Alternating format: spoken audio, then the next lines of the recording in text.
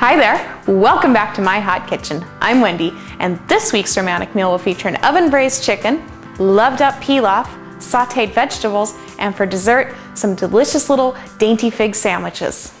So now we're going to get started on the fig sandwiches first, because when planning a romantic evening, I find it easier to make the dessert first. So what I'm doing here is just softening up 1 stick of butter. To that I will add a 1/4 cup of white sugar and about 1/2 tablespoon of molasses. You can also substitute brown sugar for this purpose. Get that molasses out of there and into my sugar. A little sticky. Okay, and then resume with mixing. And I find that a rubbing motion with this sort of cookie yields the best results. The goal is just to blend the sugar and the butter together. You really don't want to aerate them. The texture of these cookies is very dense and sandy and crumbly.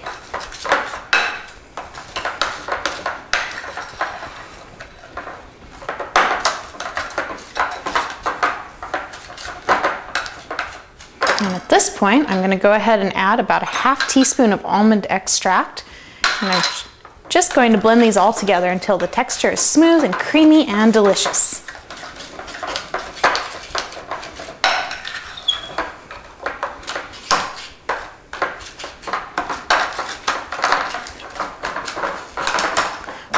Okay, and then the next step is to get the almonds toasting. Now, I like to use sliced almonds like these, and what I have here is a little over a 1/4 cup. Because when these are toasted and then ground up, they'll equal just about a 1/4 cup, which is the perfect amount to give you that sandy consistency that makes this cookie so darn good. So I'm working with my pan on a medium-high heat here, and I'm keeping the almonds moving quickly so they toast evenly but don't burn.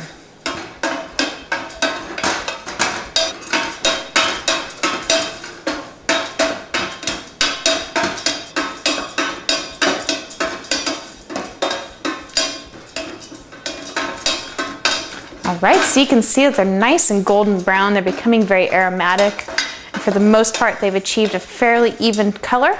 That's when you want to take them off the heat and put them into some sort of grinder.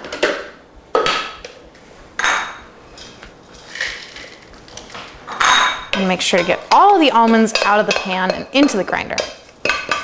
Alrighty, and here's the fun part. Just grind them up into a really fine meal.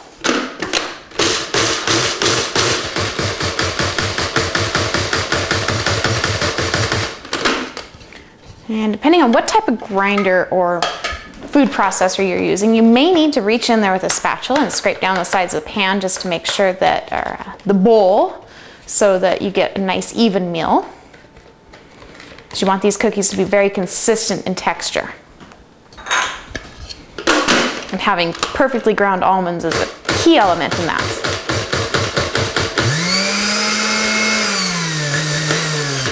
There we go. That's beautiful. These are nice and fine, so I'm just gonna take this whole thing plus my spatula back over here to this gorgeous butter and just drop it all in there. And I want to make sure to get each and every little bit of almond right out of the food processor and into the cookies. So I'm going to be a little bit meticulous here about getting it all out. Alrighty, we'll call that good. And then back to blending. And you just want to blend these all the way into the butter before you go ahead and add the flour. This type of cookie benefits from being well mixed with each step.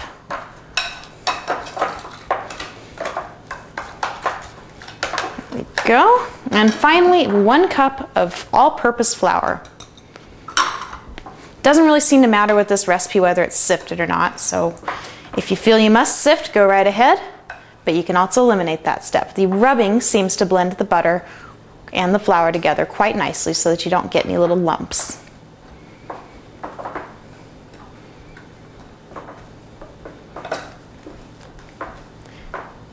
And this is a classic shortbread recipe modified just a little bit to accommodate the texture and the flavor of these particular cookies.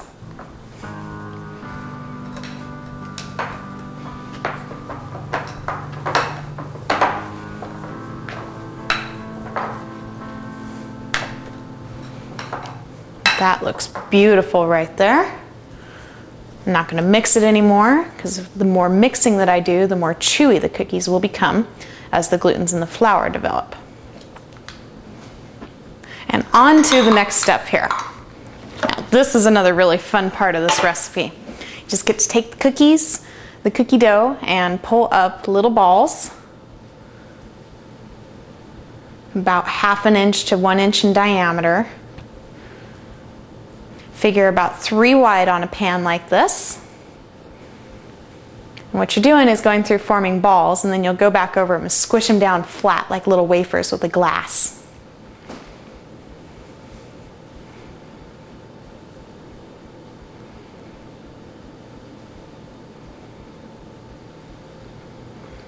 Now you see me doing this by hand, but a cookie scoop can also be really helpful for this, for ensuring a nice even size. But you know, I say use whatever you have on hand and use what makes you happy. I like to use my fingers.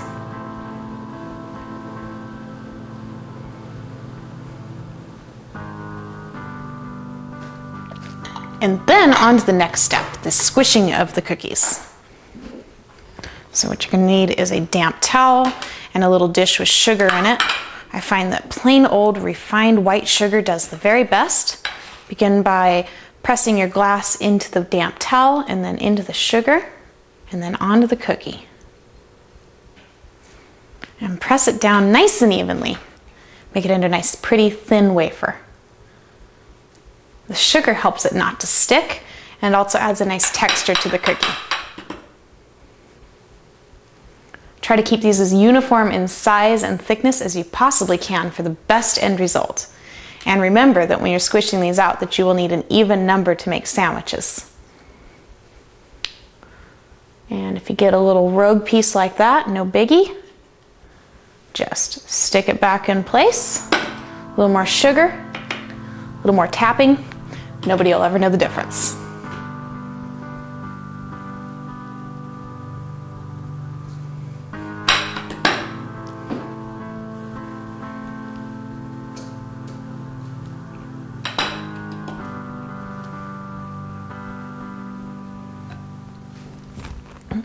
Okay, excellent. These cookies are ready to go in the oven.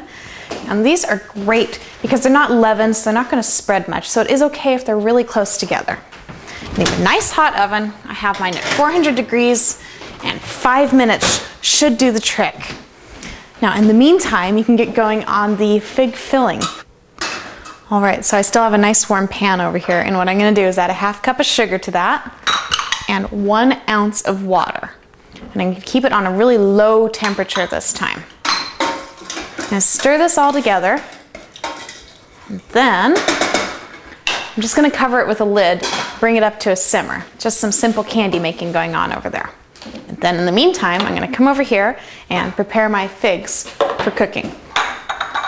So what I have here is 5 dried figs that I've rehydrated by soaking in water overnight. You can also use fresh figs for this. But either way, make sure you trim off the inedible parts. Well, they're not inedible so much as they just don't feel very good in the mouth. And then dice them up.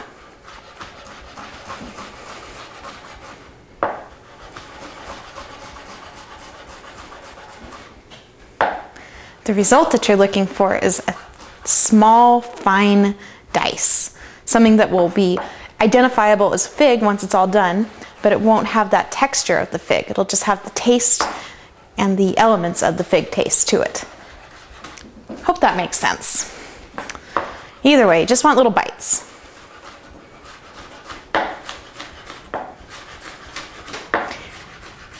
You can use a food processor for this, but I still think you get a better result if you do it by hand.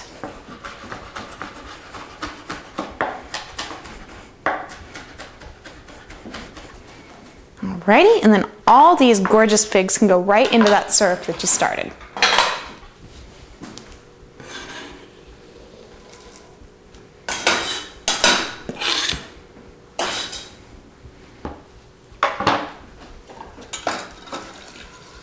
Beautiful. All right, and then I'm going to give the golden almonds the same sort of diced up treatment as I just did the figs.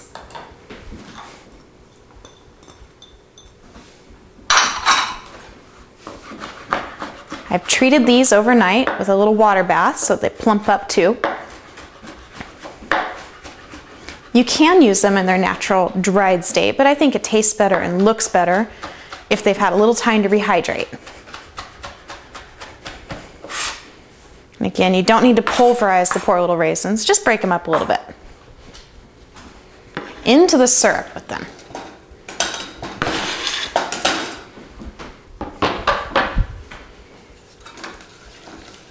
Stir to blend. And then because we're making a little syrup here, you're going to want to put the lid back on the pan. And that is so that as the syrup comes up to a boil, the steam will go to the top of the lid, fall back down the sides of the pan, and wash down any rogue sugar crystals. I'm sure that the cookies are ready to come out of the oven now. 5 minutes goes by like that, you know?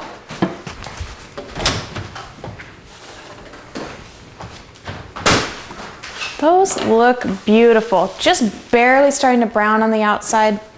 You know, one more important thing about this type of thin, dry cookie is that you'll need a parchment or a silicone mat underneath it so they don't stick.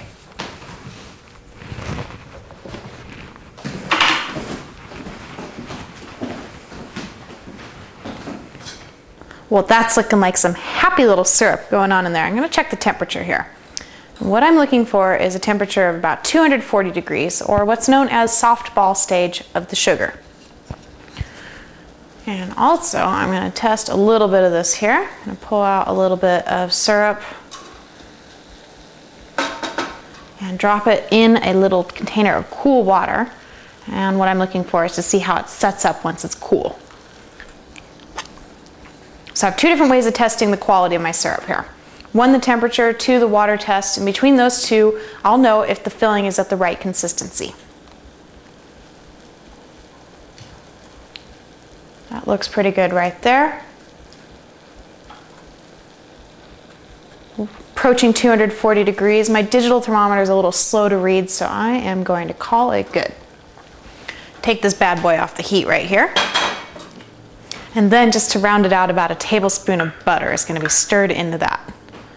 And the butter is going to help to soften it up just a little bit and make it beautiful and lush. It's going to add a little salt, a little creaminess to the candy.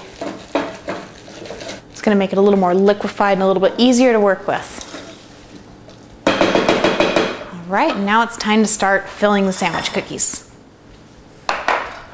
So I'm going to start by going through and flipping them all over. Handle them gently. They are dry little wafery yummy cookies here. And then I will go through filling each, or not each one, every other one. And I'm going to use a 2-spoon method here. Scoop quite a bit on my wooden spoon and scrape just a little bit off onto every other cookie.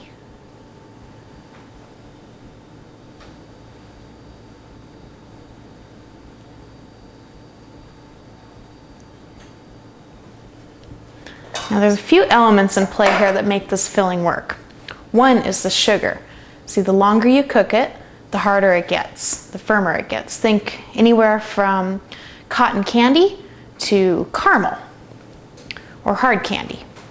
And the other element is the pectins that are present in the fruits naturally. Those also help to thicken up the sauce as it cooks. So between those two elements in play here, you end up with a nice, almost marmalade type consistency on your filling.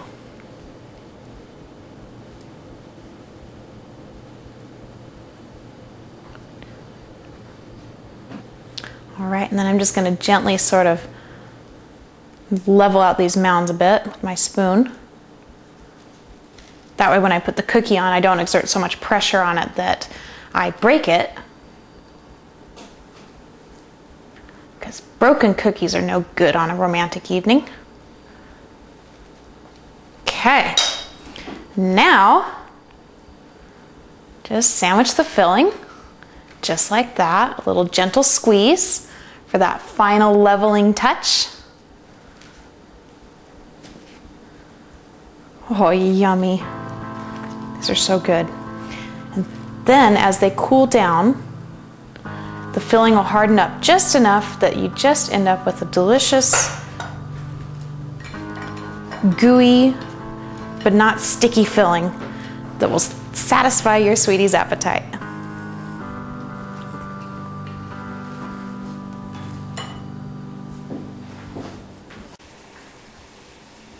Alrighty, and now it's time to get going on the oven braised chicken. So I suggest using pearl onions in this recipe for fun. However, pearl onions can be a bit of a pain in the neck to peel. So here's a fun little trick that I learned. You can drop the pearl onions in boiling water and blanch them for about a minute. Give them a couple rolls in the water without disturbing the boil. And what this is going to do is just help the skins to loosen up so that they pop right off. And then drain off the water into a colander and hit them with some cold water. You can also plunge them in an ice water bath. Whatever you do, the whole point here is to stop the cooking process. They should be cool enough to handle with your bare hands. Bring back to your cutting board, chop off the root, and then pop out, and then pop out the pearl onion. That one came in 2 parts. That was fun.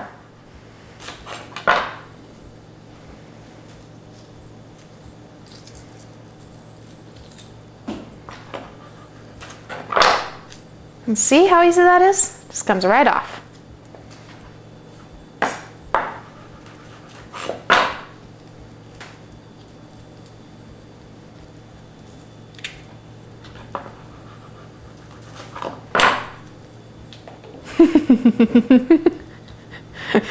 It's kind of fun when they shoot out like rockets. And now you know the secret to using fresh pearl onions. Beats the schnot out of those frozen or canned ones. Alright, and then just drop these guys in your pan here. Also add carrots, a couple stalks of sliced up celery. Give it a little love with some olive oil. Give it a little toss, make sure all those vegetables are coated. Make yourself a little nest here to place your chicken breasts. Now it's really helpful to use chicken breasts that are bone in and skin on. You'll get the best flavor out of these. Just set them atop the vegetables and then love them up with a little bit of olive oil.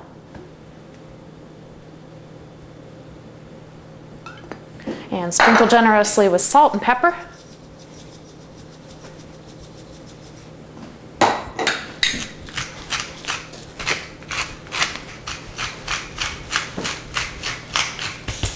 And then a little basting brush comes in handy right here, just to make sure that that olive oil has found its way to every nook and cranny of the chicken breast. All right. And then a little sprinkling of herbs here. I suggest a blend of rosemary, thyme, and if you're feeling frisky, a little bit of lavender.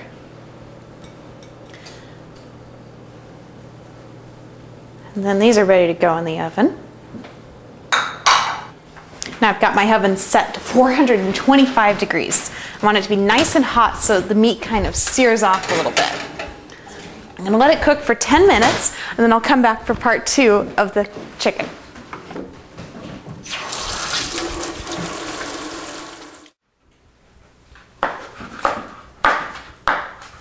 Alrighty, so I'm just finishing up dicing up my tomatoes here, and I did go through and take all the pulp out of them since I'm really just after the meaty part of the tomato. And then when I'm done with this, I'll go retrieve the chicken from the oven and we'll get it going on stage 2. Okay.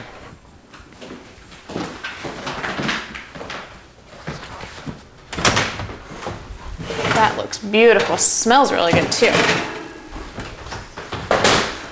So you can see that the fat is just starting to render out of the chicken skin. It's perfect. And this is real easy here. I'm just going to take these tomatoes and sort of pour them over the top. And then I'm going to take about a cup of sweet white wine, pour it over the chicken, gently so as not to disturb the herbs. And then cover it tightly with a piece of foil. You're gonna need to use oven gloves for this part. That is hot.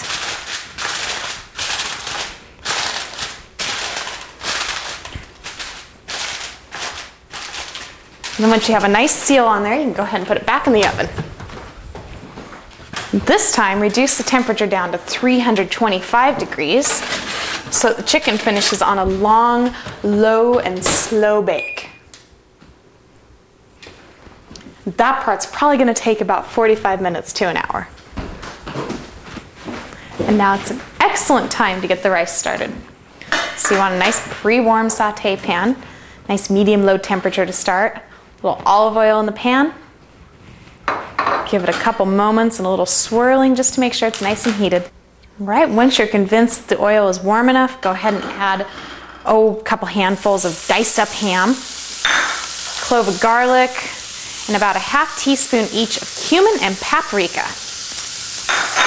Saute these together for a few minutes.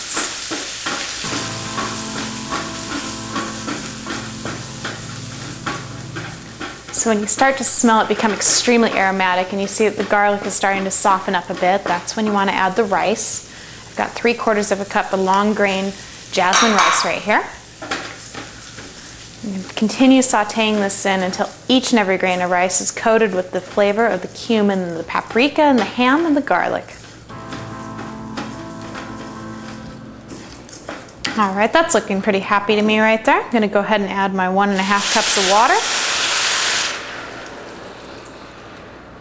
And about 10 sliced up green olives. I'm just going to sprinkle those all over the pan.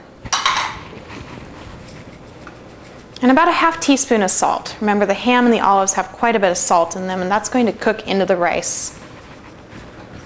And then just bring it up to a boil, drop it down to a simmer, cover it with a lid. Alrighty. So I'm just going to get this place cleaned up a little bit, then I'm going to take a little break with my sweetie while the food cooks.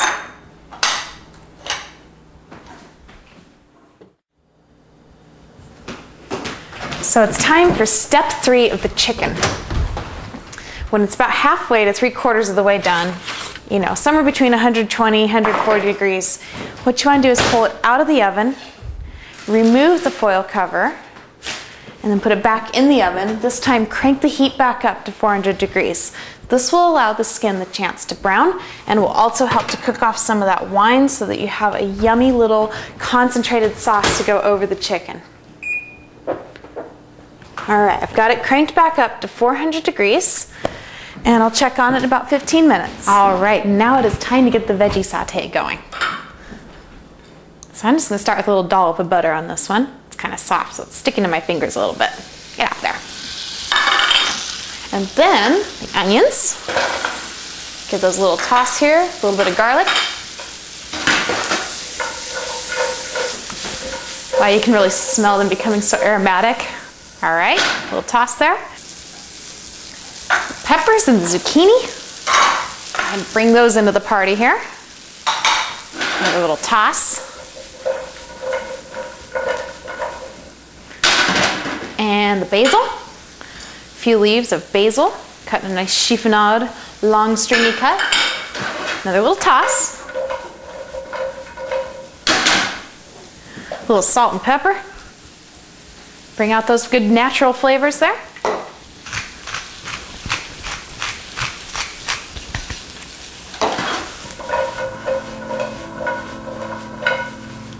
And those will be done in about 3 to 5 minutes. Look how juicy and tender that is.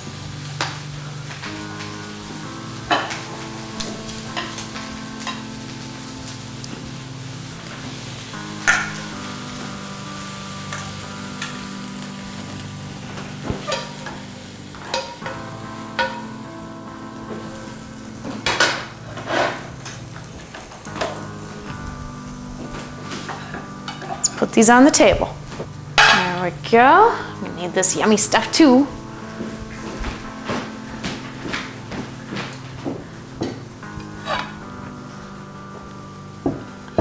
Ah, those are gigantic chicken breasts. Hey, props to you. You just cooked up another lean and low maintenance romantic meal for your sweetie. Now call them in and show them what you did. Goodbye, apron. Hey honey, look what came! The 3-wolf moon!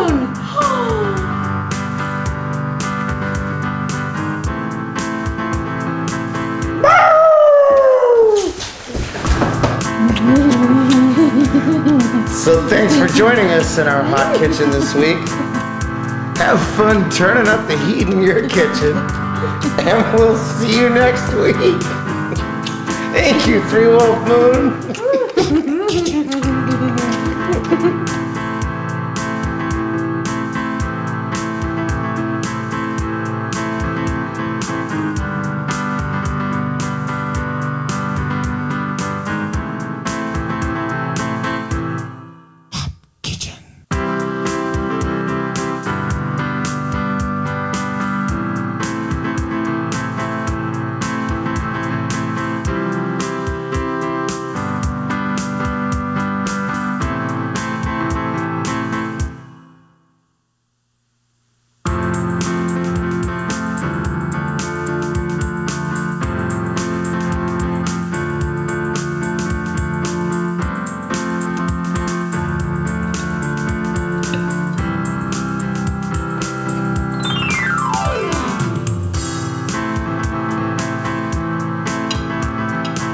This is such a hot kitchen.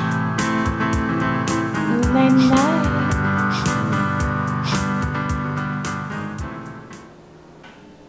Pet the kitties.